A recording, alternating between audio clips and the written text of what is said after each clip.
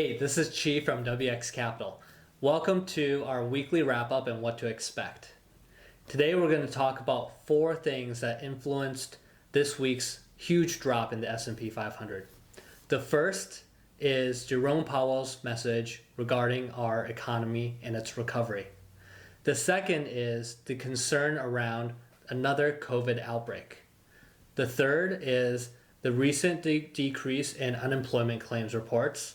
And finally, the fourth is consumer price index and the decrease that we saw there. All of that will come together in us understanding whether we will have a better economic recovery and whether the stock markets will go up in the near future. Let's start off by talking about Jerome Powell's speech on Wednesday. First off, Chairman Powell announced that interest rates will remain near 0% for the remaining of the year and even potentially into 2021. Furthermore, he said that there's going to be continued financial support to help our economy recover from COVID.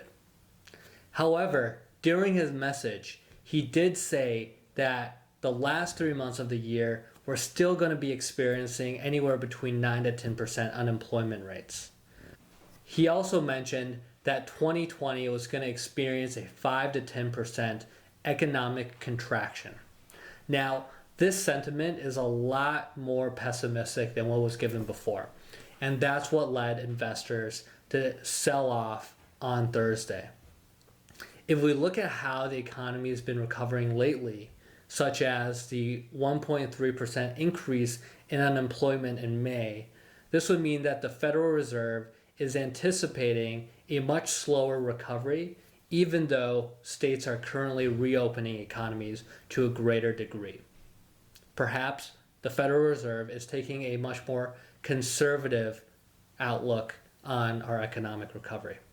Now let's talk about the potential for a second COVID outbreak in the US. This week, news outlets reported that 21 states experienced an increase in average COVID cases per day. And 9 states actually experienced an increase in COVID-related hospitalizations. However, if we take a step back and look at death rates, those have been decreasing gradually over the course of the last 3 months. Now, of course, there's concerns around infection rates as well as hospitalization rates, but the key number or the key metric we need to look at is death rate. If we can maintain high levels of infection rates as well as hospitalization rates while keeping death rates low, what that means is hospitals are tackling COVID cases at an earlier stage and helping patients recover much faster and resulting in fewer deaths. This is going to be something that our country is going to have to experience. Otherwise, the COVID is just never going to go away.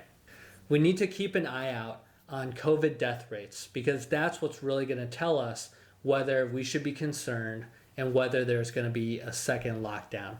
As of now, increased infection rates does not necessarily mean there's going to be a second quarantine.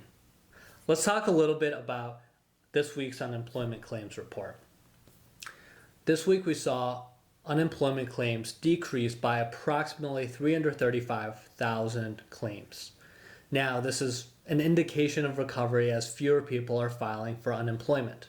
While 1.5 million Americans filed for unemployment claims, this weekly decrease is promising to our economic recovery. Finally, let's talk about consumer price index. Last week, the government announced that consumer price index decreased by only 0.1% compared to April's decrease of 0.8%. This decline in CPI is really promising as we saw CPI dip really dramatically during the 2008 recession.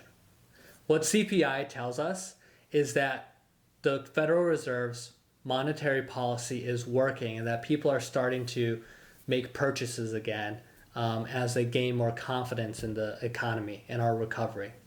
So overall, while we should certainly be concerned about Jerome Powell's pessimistic view of our economic recovery, as well as the uptick in COVID cases, we must remind ourselves that the worry around a second lockdown is mostly going to be correlated to an uptick in deaths. Furthermore, what we saw in terms of unemployment claims decrease as well as an increase in CPI, this indicates confidence in our economy as people are maintaining their jobs more as well as spending more as the states reopen. So WX Capital is going to maintain our current positions in the stock market and really just focus on our biotech investments, which naturally hedges us from any COVID-related news or updates. Thank you for watching our weekly wrap-up and what to expect. If you want to follow us for more content, please consider subscribing at www.wx.capital. Furthermore, all of our social media handles can be found in the description below. And don't forget to like, subscribe, and share WX Capital's content with all of your friends and family. Join us next time.